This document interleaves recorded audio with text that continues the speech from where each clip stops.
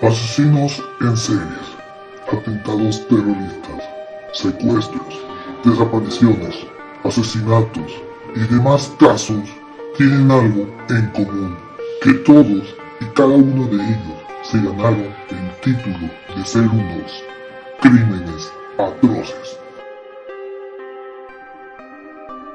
Bienvenidos sean a Crímenes Atroces, el podcast en donde cada semana yo, Santiago Quiroz y Abato, les contaré a todos ustedes los casos de crimen real más atroces, macabros, mediáticos, terroríficos y sanguinarios que han marcado la historia de la humanidad. Bienvenidos sean al primer episodio del mes de diciembre, un mes que estará muy lleno de episodios y demás. Pero además que voy a estar trabajando más para tener unos días de descanso y dejarles programados los episodios que sacaremos en diciembre. Pero bueno, hoy más que nada, sé que me van a decir por qué hice este episodio, pero quería contar esta historia y yo creo que ya llegó el momento. En la década de los 80, Colombia vivió uno de los capítulos más terroríficos de toda su historia. Esta época era la de la guerra contra el narcotráfico, donde hubo miles de muertos, miles de desaparecidos y le dio mala fama al país de ser narcotraficantes. Durante ese periodo existió uno de los líderes del narcotráfico más poderosos del mundo, uno que supo cómo comprar al gobierno y tuvo poder absoluto. Para algunos fue un héroe, para otros fue un villano. Así que hoy, con motivo de su natalicio, curiosamente, y su aniversario luctuoso, hoy les contaré la historia de el patrón Pablo Escobar.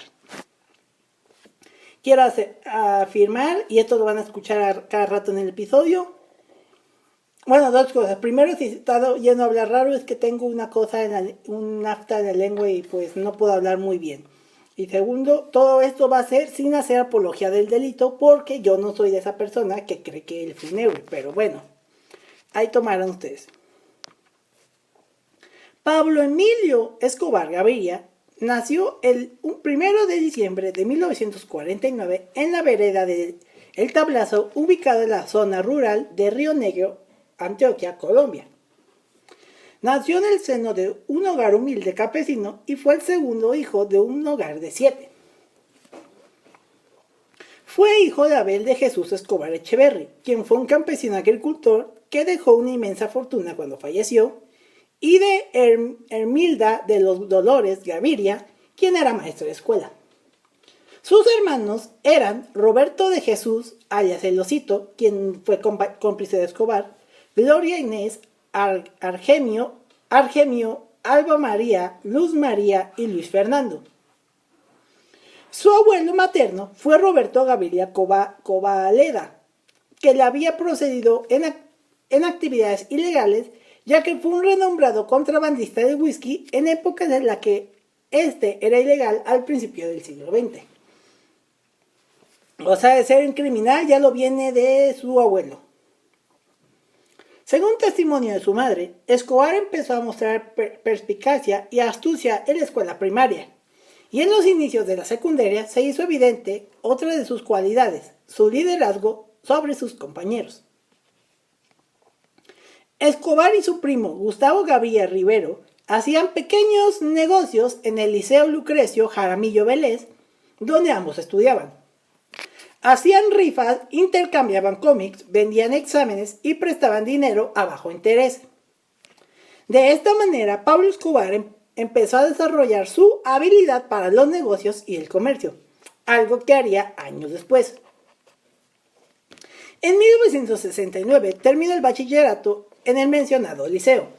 Entonces fue admitido para cursar estudios en la Facultad de Economía de la Universidad Autónoma Latinoamericana de Medellín, en la que estudiaban varios de sus primos Gaviria. Entre estos, José Obdulio, pero finalmente optó por retirarse ya que prefirió dedicarse a sus negocios personales. Como dato curioso, siempre se sintió acomplejado por su corta estatura, de 1,65 m, casi de mi estatura. Y esto lo hacía usar zapatos especiales con tacón para poder verse más alto. Su esposa fue Victoria Eugenia Henao Vallejo, conocida como La Tata, con quien se casó cuando ésta tenía 15 años en 1976. De dicha unión nacieron sus únicos 2 hijos, Juan Pablo Escobar Eano y Manuel Escobar Eano. Aunque en 2009 un joven nacido en San José de Costa Rica afirmó a la prensa en Colombia ser hijo de una relación que tuvo Escobar en 1974. Escobar en 1974, Pablo habría tenido con una mujer en ese país. Aunque también tuvo algunas amantes, entre ellas la periodista colombiana Virginia Vallejo, aunque les tenía como por regla que tenían que abortar o si no veían la muerte. Según dicho por su antiguo jefe de sicarios, John Jairo Velázquez, alias Popeyes, en una entrevista para el canal Badaboom. Entrevista que me dio escalofríos. Ya les haré un episodio completo de este Popeye. Los comienzos de Escobar en el crimen organizado se dieron de lenta pero inexonerable, y a lo largo de su carrera criminal se sirvió de una extraña mezcla de violencia, sangre, paternalismo y filantropía para lograr sus fines. Mientras por un lado eliminaba sin piedad a sus competidores, ordenaba asesinatos, estimulaba intrigas o conspiraba contra figuras influyentes de la política o el gobierno. Por otro lado, regalaba sándwiches a los mendigos, erigía casas para los pobres de Medellín o construía campos de fútbol para los niños en los suburbios, lo que le proporcionaba un fuerte apoyo popular en los barrios más pobres de la ciudad. Por eso es que en Colombia sí tiene esa como controversia de que si Escobar fue una persona buena o una persona mala. Escobar empezó su carrera delictiva con pequeños timos y hurtos y trabajaba para el rey del contrabando en Colombia, llamado Alfredo Gómez López o Don Capone. Y al contrario de lo que se decía, no tuvo un negocio de bicicletas ni robó lápidas para revenderlas, ya que era profundamente creyente desde muy pequeño. Años más adelante, construiría varias iglesias, campos de fútbol y reconstruiría la ciudad con los ingresos derivados del tráfico de cocaína. A medida que fue creciendo, se involucró en el hurto de automóviles en las calles de Medellín y pronto pasó a dedicarse al tráfico de marihuana hacia los Estados Unidos. Se involucró igualmente en el secuestro y asesinato del industrial Diego Echavarría Misas en 1971. Y el capo del narcotráfico, Fabio Restrepo, en 1975.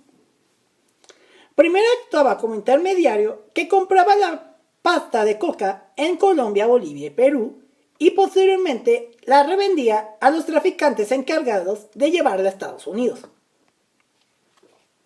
En la década de los 70 se convirtió en una pieza clave del tráfico internacional de cocaína y asociado con Gonzalo Rodríguez Gacha, Carlos Leder, Jorge Luis Ochoa y sus hermanos Fabio y Juan David, fundó y lideró el denominado Cártel de Medellín, que se hizo con el control de pistas, rutas, laboratorios y monopolizó el comercio ilegal desde la producción hasta el consumo. O sea, sí era hábil para los negocios. En 1976 fue detenido por tráfico de estupefacientes, pero el proceso prescribió y quedó en libertad meses después de su detención. No obstante, el caso fue reabierto por la jueza Maricela Espinosa, quien también desistió de la investigación por amenazas contra su vida. Como dato extra, en 1989 esta jueza fue asesinada por órdenes de Escobar, obviamente. Posteriormente, llegaría a ser catalogado como el 7º hombre más rico del mundo, según la revista Forbes, cosa que su hijo negaría años después. Además de que fue dueño de una exótica y extensa hacienda llamada Hacienda Nápoles, que se convirtió en su centro de operaciones.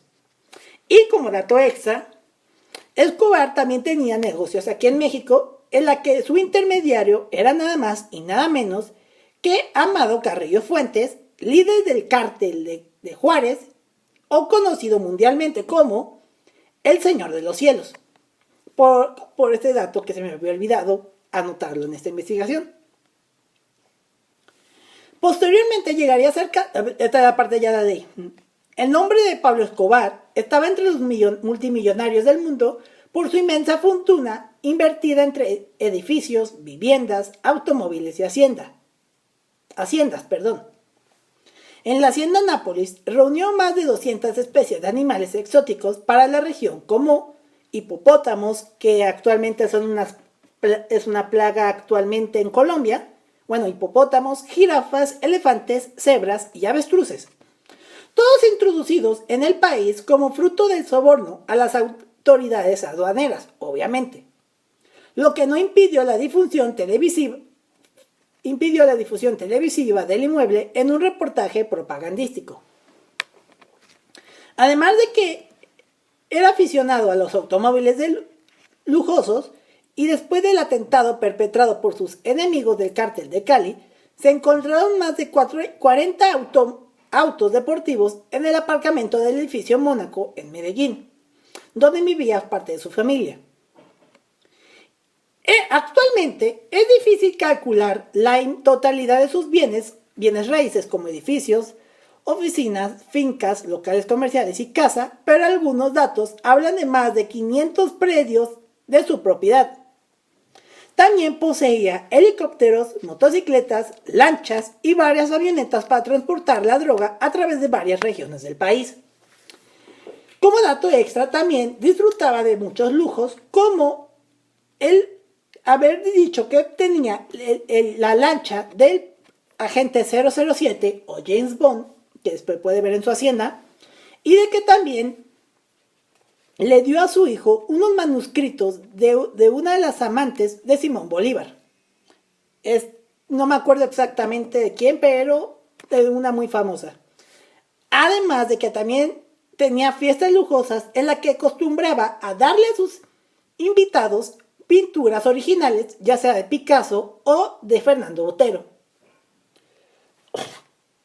De acuerdo con documentos de la DEA, el cártel de Medellín fundó en 1981 el grupo Muerte a Secuestradores, o MAS, como respuesta a los secuestros de Marta Nieves Ochoa, intento de secuestro de Carlos Leder, y las acciones guerrilleras en su contra. Este grupo está relacionado también, tras la muerte de Pablo Escobar, con Carlos Castaño y su hermano Fidel, conocidos comandantes paramilitares. A finales de los años 70 o a principios de los 80, comprendió que debía crear una patrulla para proteger su lucrativo comercio de drogas. Comenzó a cultivar una imagen de hombre respetable, al conectarse con políticos, financieros, abogados, etc., sin saberse con certeza de sus verdaderas intenciones. Pablo Escobar construyó muchas obras de beneficencias para los pobres, entre ellas 60 campos de fútbol o un barrio entero llamado Medellín sin tugurios, también llamado Barrio Pablo Escobar, que si van a Medellín tiene el mural de Pablo Escobar. Él impuso la ley plata o plomo, que era su frase preferida, por la que muchos miembros del gobierno, policías y militares colombianos o aceptaban la plata, es decir, un soborno, o les caía una lluvia de plomos, es decir, eran asesinados. Se ganó el apoyo que lo llevaría a ser electo como suplente en la Cámara de Representantes por el movimiento Alternativa Liberal, después de haber sido expulsado por Luis Carlos Galán del Nuevo Liberalismo junto a Jairo Ortega Ramírez.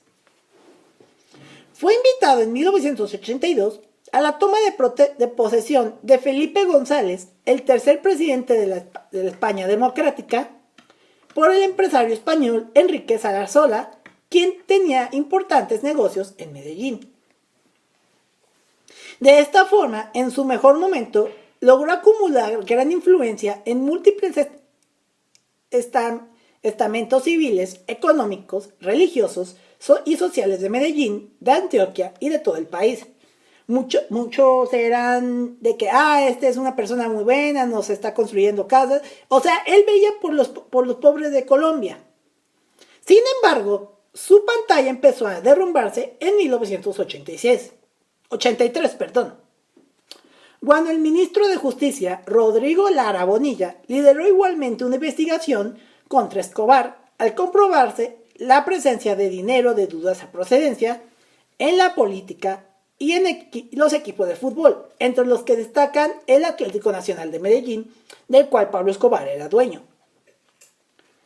También acusándolo públicamente de ser uno de los fundadores del grupo paramilitar MAS.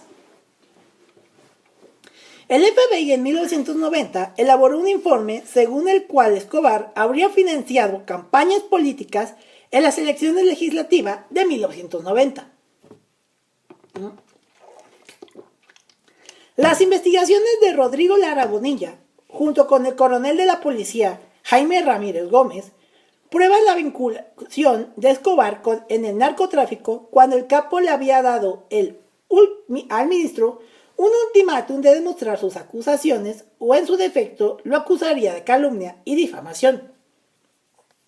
El periódico colombiano El Espectador publicó una serie de notas editables escritas por su director Guillermo Cano Izaza, que revelaban lo que realmente se ocultaba detrás de Pablo Escobar. El Congreso, que en un principio mostró una actitud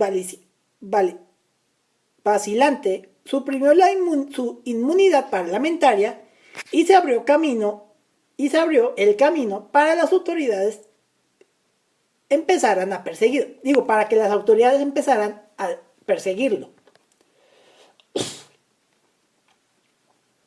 Escobar, junto con Ortega, ataca al ministro mostrando un cheque del narcotraficante Evaristo Porras financiando la campaña de Lara al Senado. Pero el ministro niega tal vínculo y logra desacreditar a Escobar, mostrando públicamente un documento de la cadena estadounidense ABC sobre el capo, mientras que Ramírez encabezaba un operativo que desmanteló, llamado Tranquilandia, un gigantesco complejo de laboratorios para el proceso de cocaína perteneciente al cártel, ubicado en las cercanías del río Yaqui en la entonces comisaría de Guaviare, no sé cómo se pronuncia. Por lo tanto, Escobar pierde su escaño, su visa a los Estados Unidos es cancelada y renuncia públicamente a la política. Pero tomaría venganza, ya que el 30 de abril de 1984, Lara es asesinado por órdenes de Escobar, dando inicio a un periodo que ha pasado a la historia como el narcoterrorismo. Y tras dicho hecho, el presidente Belisario Betancur, antes opuesto a la extradición de colombianos, por esa razón Escobar entró a la política para poder evitar que se hiciera la ley de extradición. Bueno, antes se oponía a la extradición de colombianos, decide autorizarla, desencadenando una serie de operativos por parte de la policía para capturar a los miembros del cártel de Medellín. Los principales cabecillas del cártel debieron refugiarse en Panamá e intentaron, en mayo del 84, en medio de los llamados diálogos de Panamá, con el expresidente Alfonso López Michelsen, y un último intento de acercamiento al Estado. Su fracaso se debió a que los diálogos se habían filtrado a la prensa meses después regresaron clandestinamente al país y la guerra total sería cuestión de tiempo. Un año después del asesinato de Lara Bonilla, pese a los anuncios del gobierno para combatirlos, los narcotraficantes del cártel de Medellín, renombrados ahora como los extraditables, permanecían impunes, expandiendo su aparato criminal por amplias zonas del país y abriendo nuevas rutas de tráfico de cocaína por Nicaragua y Cuba. Todo ello convivencia con algunos sectores de la fuerza pública comprados a base de dinero y terror. El lema de este grupo era, cito, preferimos una tumba en Colombia a un calabozo en Estados Unidos. A toda esta lucha entre el gobierno de Colombia y los extraditables desató lo que se conoce como la guerra contra el narcotráfico, ya que casi a diario se reportaban todo tipo de ataques en contra del gobierno, ya fueran policías, miembros del ejército, periodistas y uno que otro inocente que tuvo la mala suerte de atravesarse en el fuego cruzado. Este tema de la guerra contra el narcotráfico en Colombia también se unió a la guerra entre el cártel de Medellín y el cártel de Cali. Antes de hablar de las atrocidades que ocurrieron, quiero decir que todos los detalles de esta época, que marcó para siempre la imagen de Colombia, se contarán en un episodio aparte, ya que me quiero enfocar única y exclusivamente a la figura de Pablo Escobar, sin hacer apología del delito. O sea, todo lo de la guerra del narco en Colombia, con más detalles, se los contaré en un episodio aparte, se los prometo. Entre los atentados, secuestros y asesinatos que se le pudieron adjudicar a Pablo Escobar fueron al piloto y testigo de justicia norteamericano Barry Seal, quien también voy a hacer un episodio aparte para que conozcan su historia, al magistrado Hernando Vaquero Borda, el periodista del Espectador Roberto Camacho Prada, al coronel de la Policía Antinarcóticos Jaime Ramírez Gómez, al juez Gustavo Zuluaga Cerda, al periodista del Diario Occidental Raúl Echavarría Barrientos, el coronel de la Policía Antinarcóticos Guillermo Cano, entre otros. También atentaron contra el exministro de Justicia Enrique Parejo González, se secuestraron al candidato a la alcaldía de Bogotá y futuro presidente Andrés Pastrana, secuestraron y mataron al procurador general de Nación Carlos Mauro Hoyos, y también hicieron varios atentados con bombas y carros bombas en diferentes puntos del país, ya sean en estaciones de policía y procuradurías. Aunque su atentado más famoso fue el del vuelo 203 de Avianca, que explotó en pleno vuelo con el objetivo de matar a César Gaviria Trujillo, el cual nunca lo hizo y terminó matando a 110 personas. También se dio el atentado a las instalaciones del diario El Espectador. Y otras cosas también fue que en 1989 se canceló el torneo de fútbol en Colombia por el asesinato de un árbitro. O sea, era una época de terror total en Colombia. Habían atentados, coches bombas, secuestros y miles de personas sufrieron. Por esa otra razón, dicen que también Escobar es considerado un monstruo. Pero bueno. Tras el cambio de gobierno y la entrada de César Gaviria, el que sobrevivió a este atentado, y aunque su campaña electoral presidencial había demostrado total respaldo tanto a la ofensiva como a las medidas tomadas por el primer mandato, entre ellas la más temida por los narcoterroristas, que era la extradición por vía administrativa. Una vez posesionado, dejó entrever que el elevado costo económico y humano de esta guerra merecía la búsqueda de una salida alternativa en la que el fortalecimiento de la justicia sería un elemento clave. Y el 12 de agosto, en todo caso, en un golpe de mano, hombres del grupo Élite dieron muerte a Gustavo Gaviria Rivero, primo y hermano de Pablo Escobar. Hasta ya le mataron a un primo y mano derecha de este grupo. Bueno, tiempo después, el 19 de junio de 1991, el capo ingresó voluntariamente en prisión a cambio de no ser extraditado a Estados Unidos.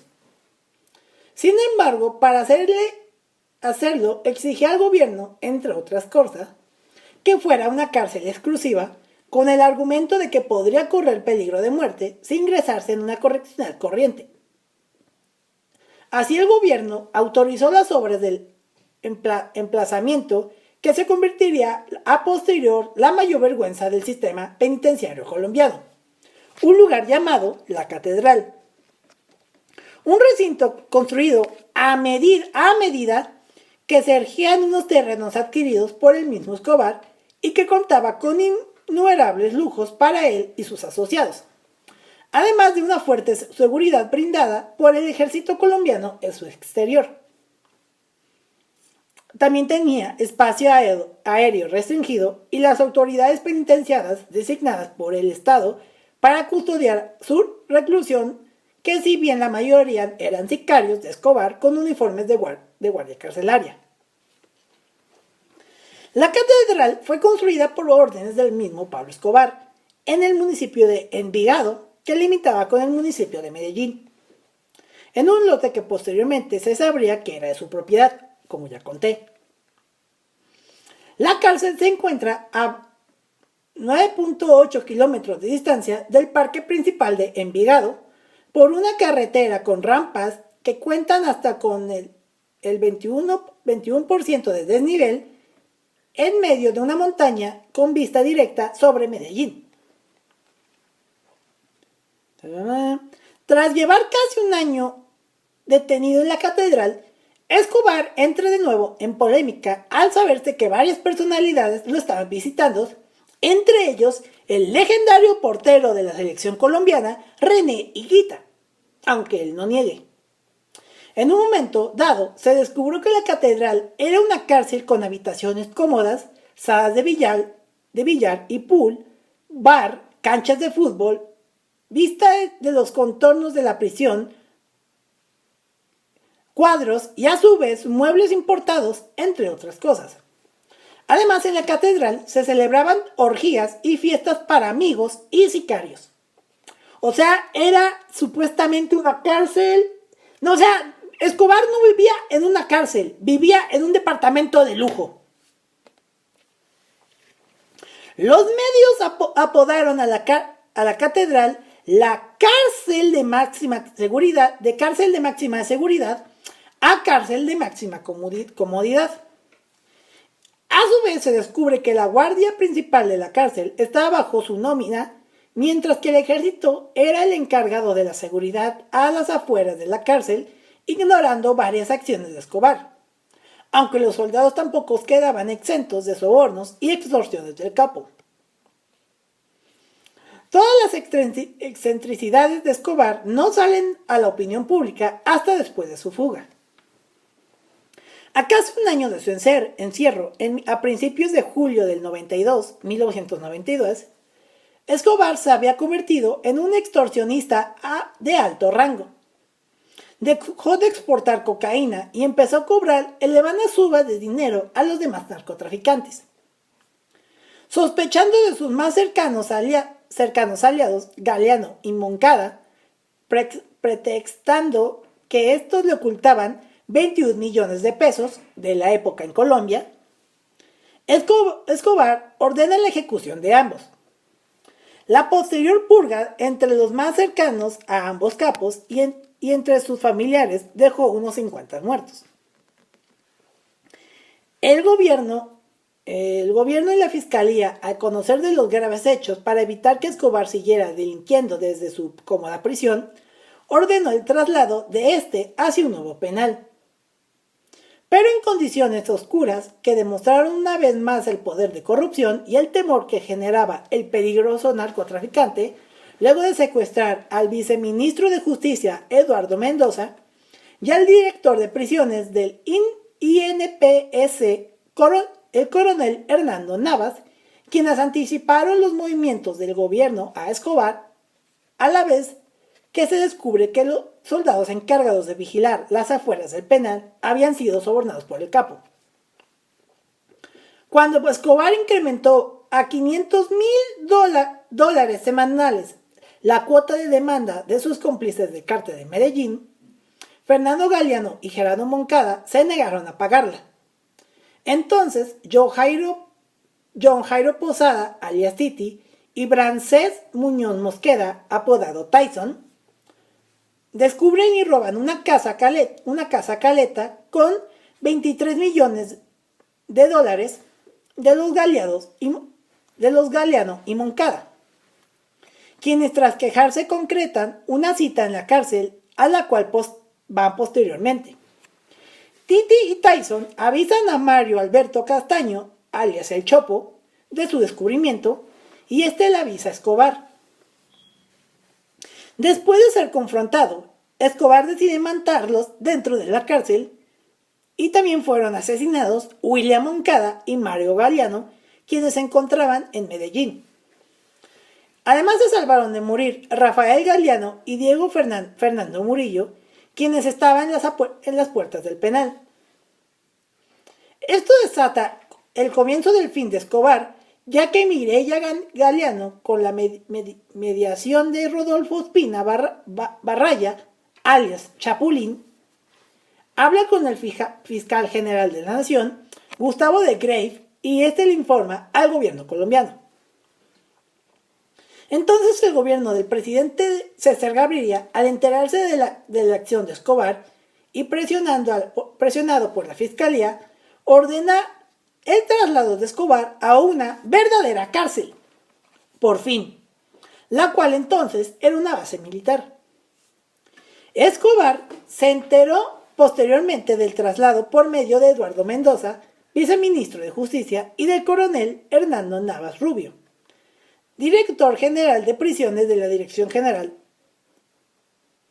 de Prisiones, hoy INPS, quienes, aunque no estaban en la tarea de darle la noticia, debían coordinar el operativo de traslado y a su vez iniciaría la militarización de la cárcel.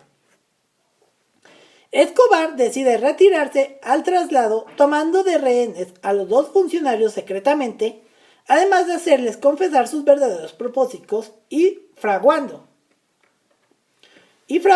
junto con sus matones, se fuga de su cárcel.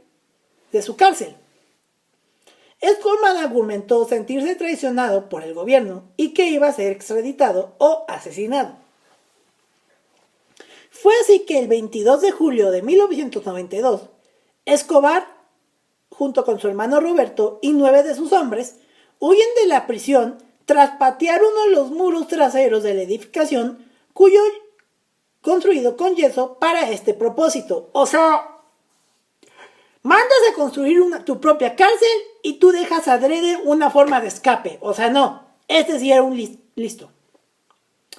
El Capos y sus secuaces huyeron caminando, rodeando las montañas y aprovechando la neblina que cubría la zona y el apagón de la llamada Hora Gaviria.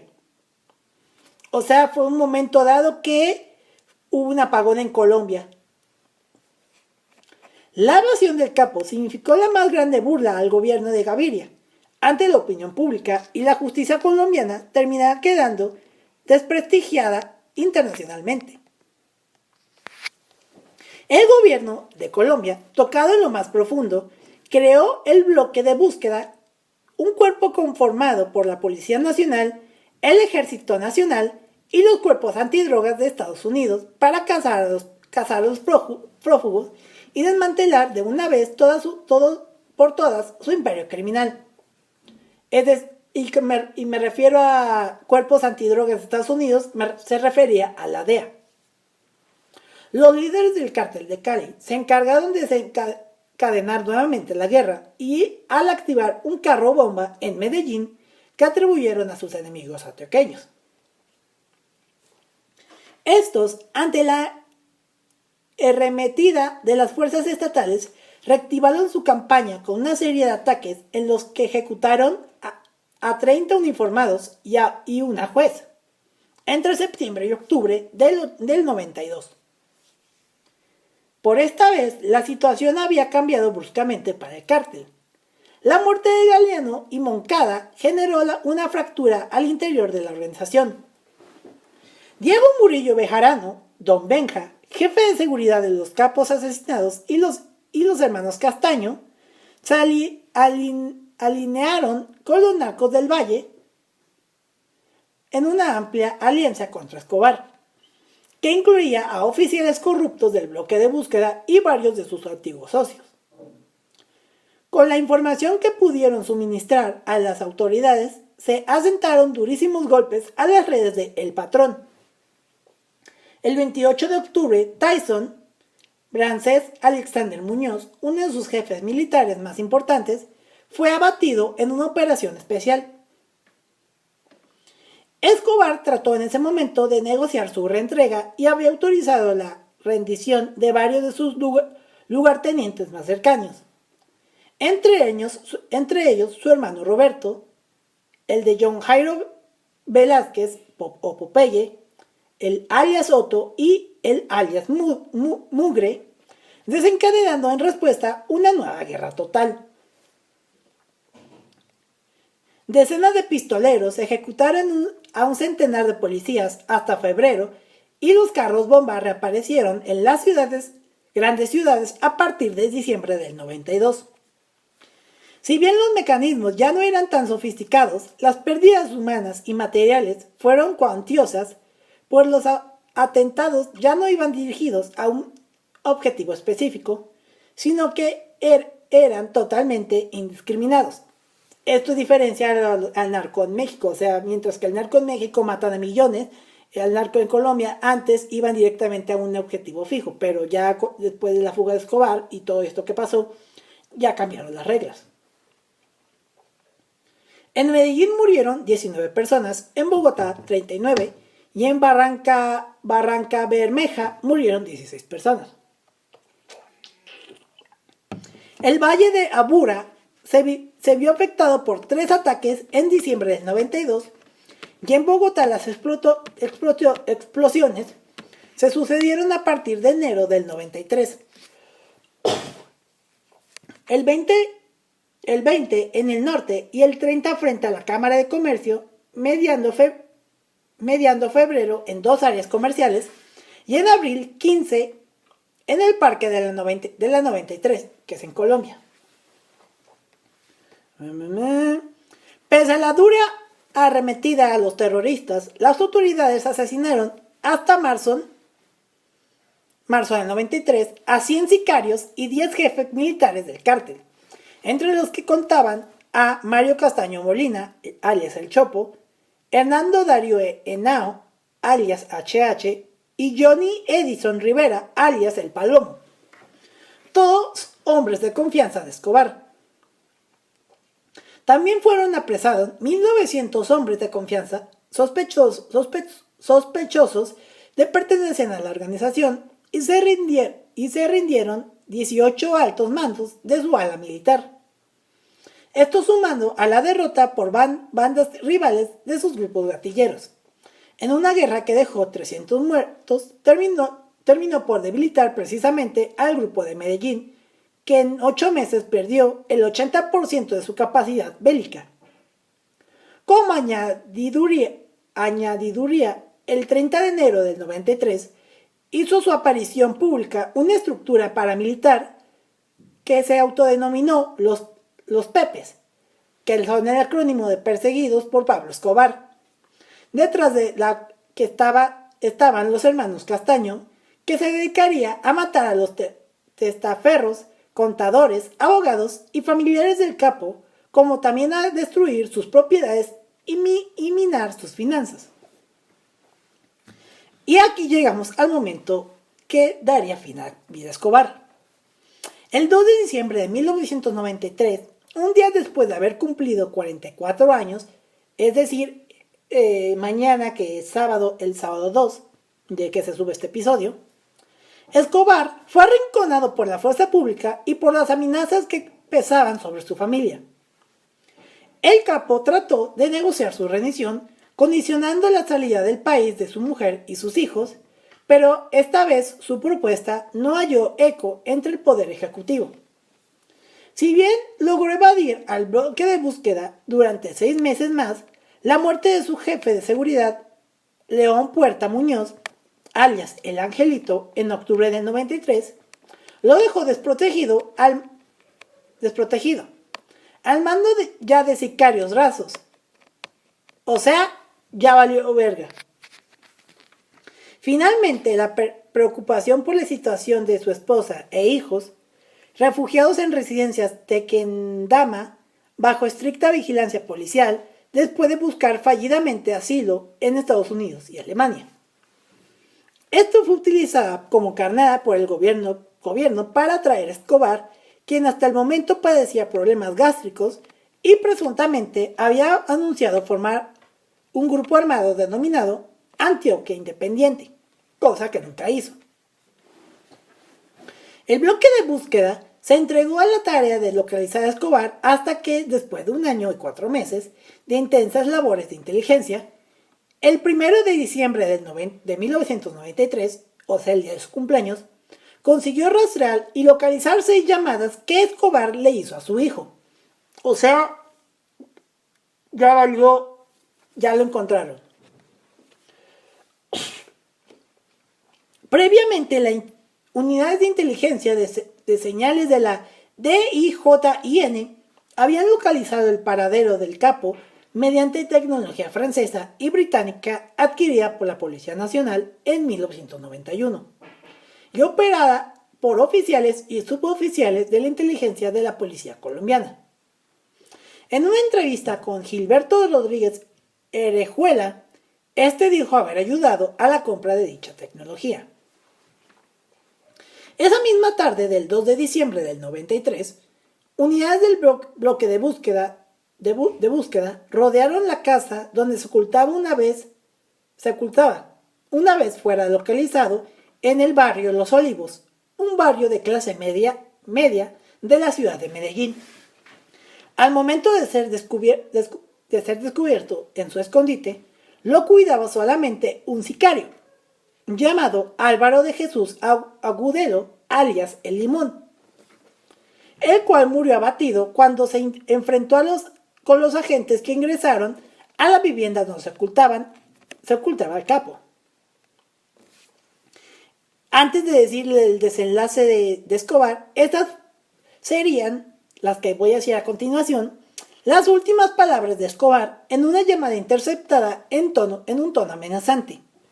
Dijo, cito, que a mí nunca de la gran puta vida me van a coger, y que yo desde la selva los mando a matar a todos, y a la larga van a perder van a ser ellos. Regresando a la historia de su muerte, al verse acorralado, Pablo Escobar intentó escapar por los tejados de las casas aledañas y recibió 3 tiros. El primero de los 3 tiros que lo impactaron procedió del fusil de un agente que cubría la salida posterior de la casa.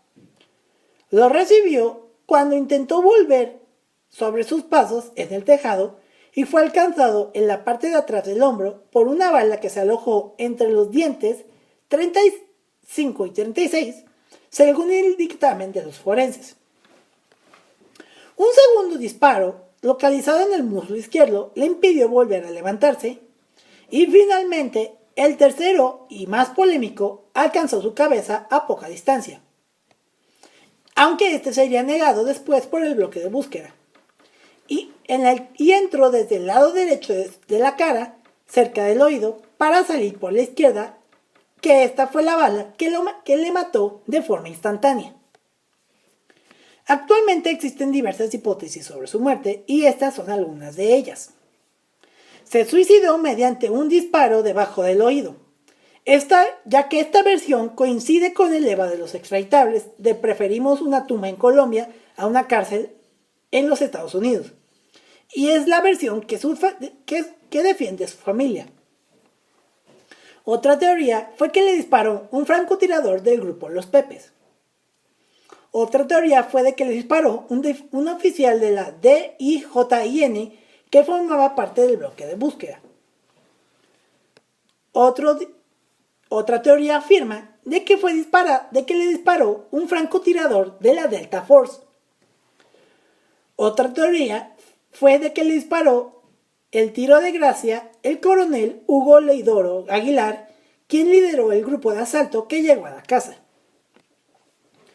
Otra teoría dice que le disparó Carlos Castaño Gil, máximo líder de las autodefensas de Colombia, la AUC, según una confesión de un paramilitar llamado José Antonio Hernández, conocido por alias John. Y según la versión oficial, fue acribillado por un escuadrón del bloque de búsqueda, que esta escena es representada en un célebre cuadro del ya fallecido artista colombiano Fernando Botero. Bueno, las reacciones a la muerte de Escobar generaron distintas reacciones. Su familia y protegidos lloraron su muerte y a su entierro asistieron miles de personas, en su mayoría de los barrios pobres de Medellín. La prensa y el gobierno lo consideraron un triunfo en la lucha contra las drogas ilícitas y el principio del fin del tráfico de estupefacientes, lo cual no ha sucedido hasta la fecha. O sea, aquí no aplica el muerto el perro, se acabó la rabia. No aplica aquí. Hoy en día, guerrilleros y grupos de delincuencia organizada conocidos como BACRIM o bandas criminales se disputan el negocio del narcotráfico. Aunque inmediatamente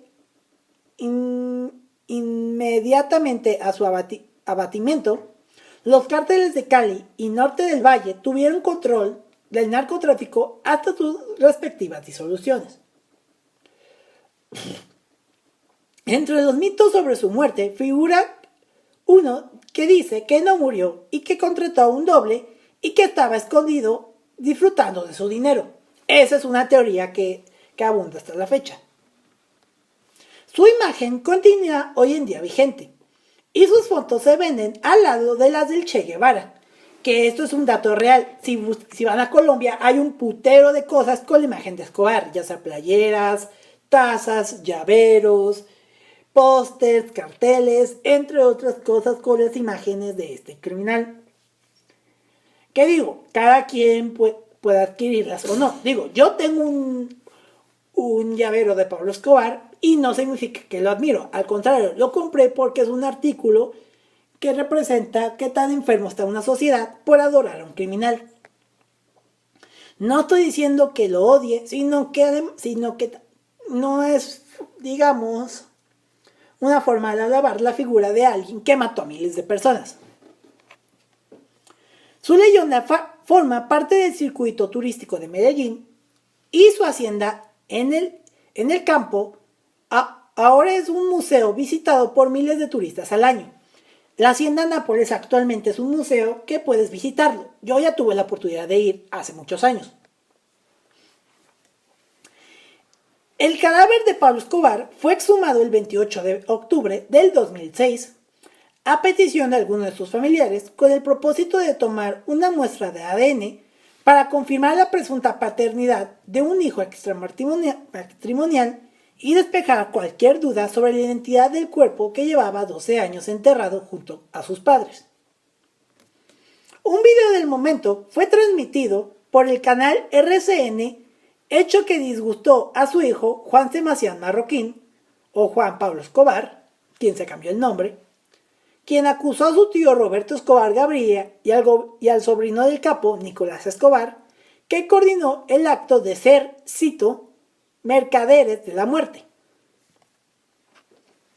También esta figura de Pablo Escobar se ha integrado a la cultura popular, ya que en varias ocasiones se ha representado su imagen en series, películas, documentales y hasta música, de las cuales destacan Pablo Escobar, el patrón del mal, Narcos, Escobar Paradise Lost, Loving Pablo, Los archivos privados de Pablo Escobar, Ángel o Demonio, entre otras cosas.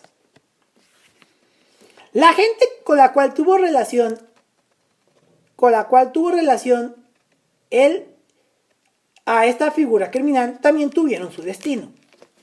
Virginia Vallejo, una periodista y amante de Escobar, publicó en 2007 su libro Amando a Pablo, odiando a Escobar, donde narra su relación con él y desde el 2010 tiene asilo político en Estados Unidos por ser testigo protegido por haber declarado contra la mafia colombiana y el cártel de Medellín. Su jefe de sicarios, John Jairo Velázquez Popeye, estuvo preso hasta el 26 de agosto del 2014, aunque nuevamente fue apresado en 2018, hasta su fallecimiento el 6 de febrero del 2020, luego de ser diagnosticado con cáncer de esófago terminal. Cuando cuente la historia completa de este Popeye, sabrán la historia con su cáncer y de cómo lavaba la figura de Escobar. Y su hijo Juan Pablo publicó en 2009 un libro titulado Los pecados de mi padre, y de la cual se ha mantenido vigente gracias a diversas conferencias en contra de su padre. O sea, dice que no sabía de los negocios, pero al final está lucrando hablando pestes del papá. Y bueno, esta fue la interesante historia de Pablo Escobar, el patrón. Una de las mayores figuras del narcotráfico del mundo entero, no solo de la Colombia ni de Latinoamérica, sino del mundo entero. Pero bueno, recuerden que esto es con respecto a las víctimas de seguramente alguna persona que vivió en esta época, perdió algún familiar, y que sepan que yo no estoy a favor ni en contra a favor de este criminal. Al contrario, creo que sus acciones debieron tener consecuencias en su momento, pero por la corrupción y demás no se pudo hacer. Algo así en México pasa con los líderes criminales. Aunque todos los odiamos, hay gente que por alguna extraña razón los considera héroes. Pero bueno, con esto arrancamos el primer episodio de diciembre. Sí, que ya me van a preguntar, ¿por qué si ya estamos en diciembre aún todavía tienes bigote? Pero bueno, porque como saben, yo grabo o lunes o domingos y hoy estamos a un lunes del mes de noviembre. Por lo cual yo no me afeito sino hasta el 1 de diciembre, que se sube ya este episodio. Pero bueno, si quieren conocer las fotos de este y otros casos de que contamos en Crímenes Atroces, los invito a las redes sociales. En Instagram y Tweets estamos como @CrímenesAtrocesPodcast y en Twitter como @CrímenesAtroces. Y si quieren ser mis amigos y conocer un poco más de su host, pueden seguirme en Twitter como @SantQS99 y en Instagram y Tweets como @SantiQS99. Con esto nos despedimos, nos vemos y nos escuchamos la próxima semana. Hasta la próxima. Muchas gracias. Asesinos en series, atentados terroristas, secuestros, desapariciones, asesinatos y demás casos tienen algo en común, que todos y cada uno de ellos se ganaron el título de ser unos crímenes atroces.